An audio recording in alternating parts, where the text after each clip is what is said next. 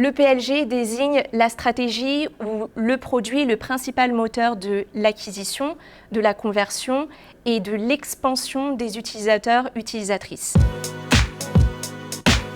Bonjour, je m'appelle Alison, je suis Product Marketing Manager chez Conto. Et je dirais que mon rôle consiste à piloter des lancements produits avec pour KPI clé l'adoption et l'engagement de nos utilisateurs, déterminer et développer un positionnement qui soit distinctif, qui permet de différencier Conto de la concurrence tout en répondant aux besoins de nos clients.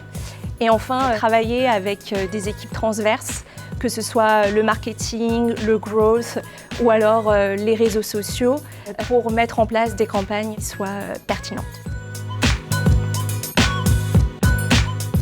Le Product-Led Growth, aussi appelé PLG, on en a pas mal entendu parler au cours de ces dernières années. Et pour ma part, j'ai vraiment compris son importance en le mettant en pratique, que ce soit en rejoignant des entreprises dont la croissance est drivée par le produit, comme Pinterest, grâce aux enseignements de Reforge, entouré d'experts du PLG, ou alors dans mon quotidien chez Conto. Le PLG désigne la stratégie où le produit est le principal moteur de l'acquisition, de la conversion et de l'expansion des utilisateurs-utilisatrices. Le but ultime du PLG, c'est la monétisation. Et pour maximiser le ROI dans une entreprise dont la croissance est drivée par le produit, il est important d'adapter sa stratégie en fonction de son objectif. Est-ce que c'est l'acquisition? Est-ce que c'est l'activation, la conversion ou alors la rétention? Un des objectifs du PMM chez Conto est d'optimiser l'activation de nos fonctionnalités en synergie avec les équipes produits, marketing, growth, etc. Et pour cela, il est important de déterminer le aha moment, c'est-à-dire l'instant où l'utilisateur découvre pour la première fois la valeur du produit et de s'assurer de son usage régulier. Le PMM chez Conto a également de l'influence sur l'acquisition et le contenu peut être un levier, une stratégie très puissante pour acquérir de nouveaux utilisateurs. Tips 1, se demander quel est le aha moment de son produit.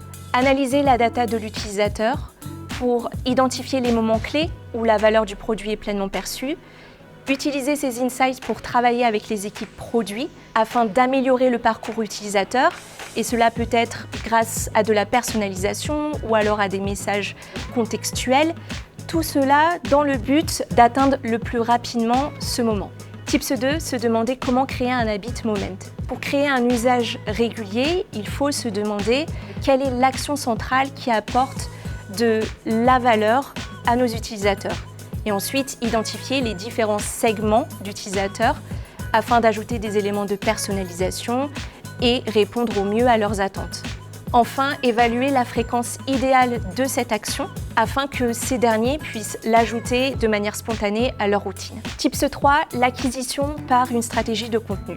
Les templates, c'est-à-dire des modèles prédéfinis comme le fait très bien Notion ou alors Figma, les cas d'utilisation, les benchmarks ou alors les forums de discussion comme le fait HubSpot, sont autant de stratégies que vous pouvez mettre en place afin d'acquérir de nouveaux utilisateurs.